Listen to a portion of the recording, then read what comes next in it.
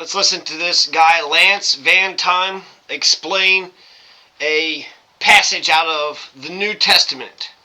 Was interacting with the man who had a legion of demons inside of him. From the Gospels, we know this. And a legion is 6,000. So 6,000 demons were inside this man. And they said, Son of God, don't, please just, if anything, send us out to the swine, to the pigs. And Jesus said one word. He said, go. And 6,000 went into the pigs, and then obviously the pigs went in the water, and then they drowned. Well, what happened after? So Lance VanTine, he doesn't question the story at all. Jesus came across a demon-possessed man, and he says, hey, demon, what's your name? The demon says, I am Legion, for we are many. And what this guy interprets it as, that the guy was possessed by 6,000 demons. He literally believes the guy's possessed by 6,000 demons, all at one time. They said that Mary Magdalene was cured of 7 demons, which that seems like a stretch.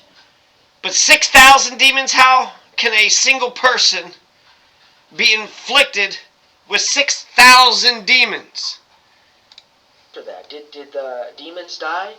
The answer to that is no. Demons and unclean spirits cannot die. Oh, okay.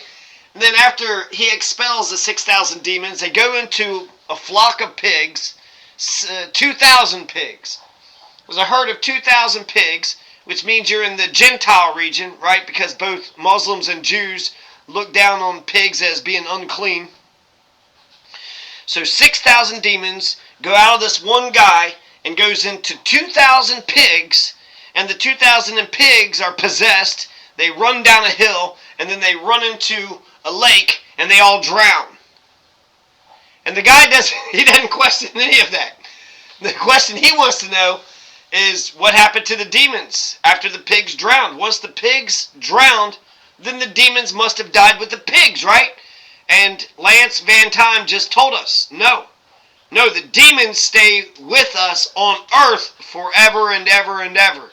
Well, eventually he says that they do go to hell and they get tormented. Not tortured, but tormented. Where the hell is this guy getting his theology from? They will forever continue to exist, and we know that their final day is going to be in hell and the lake of fire, where they will be tormented, not tortured, but tormented. Tormented, not tortured. Why wouldn't they be tortured? And then, when is their final day? When do you have to kill the demon itself? Because you say get out of the body, and then it just gets out of the body and it's just floating around. Even when the body dies, it just comes out. It's still. When does a demon die? That's my next question for you, Lance VanTine. The final day, they'll be tormented. And that's what? Tormented? So they'll just like tickle their feet? They'll just like, tell them a bunch of puns, tell them a bunch of dad jokes. They're just going to torment them. By eating, drinking water in front of them while they're thirsty. Like just no torture, just tormenting. Being real annoying. Forever and ever. So where did they go after the drowning of the pigs?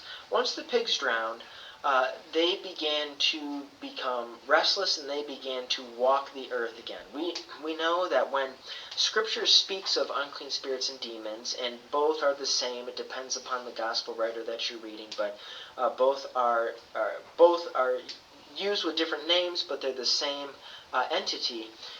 We know that the Scripture talks about how they walk to and fro. An unclean spirit will be cast out, or a demon, and they will walk around trying to find a different home. So they see vessels, whether that is in animals or in us, as places to reside and dwell within. And because they are those that want to exercise that which they are.